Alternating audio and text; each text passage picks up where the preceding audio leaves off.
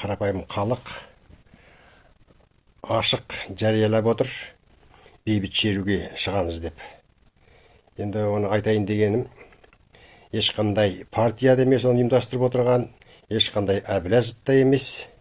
Бұл жерде тек қарапайым қара халық әбден шаршаған.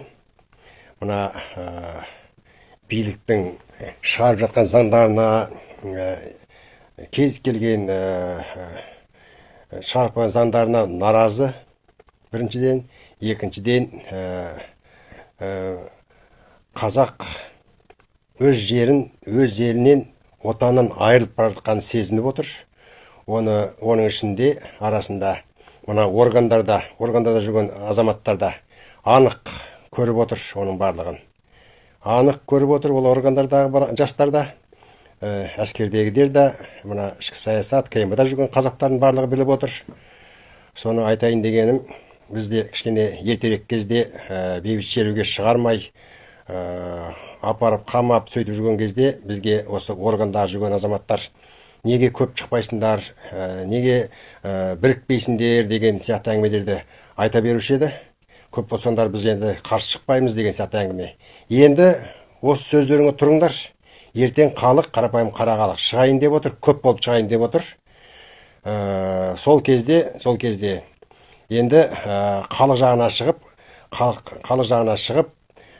бұрынғыша іс әрекеттеріңді алып кету, ат тастау, қамау, сабау деген сияқтары ойларыңызда болмасын.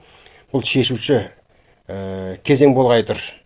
Бұл осы шешуші кезеңге барлығымыз бір адамдай жұмыла кіріспесек, бұл осы жолғы шанстан айырыламыз. Біріншіден, екіншіден, өздеріңіз екі жақтағы екі айуанды көріп отырсыздар. Олардың не істеп отырғандарын, Ресей мен Қытайдың. Біз ортада қысылып отырмыз. Ол осы қыспақтан шығу үшін тек бейбіт шерумен ғана шешілу керек бұл мәселе. Ал билікті өздеріңіз біліп отырсыздар, қай жаққа қарап ұлып отырғандарын. Сол үшін барлықтарыңызды бірлікке шақырам. Әскері бола ма, органы бола ма, кімдерің болса дағы қазақ үшін атсалысыңдар. Сол айтайын дегенім. Тарата тұрыңыздар.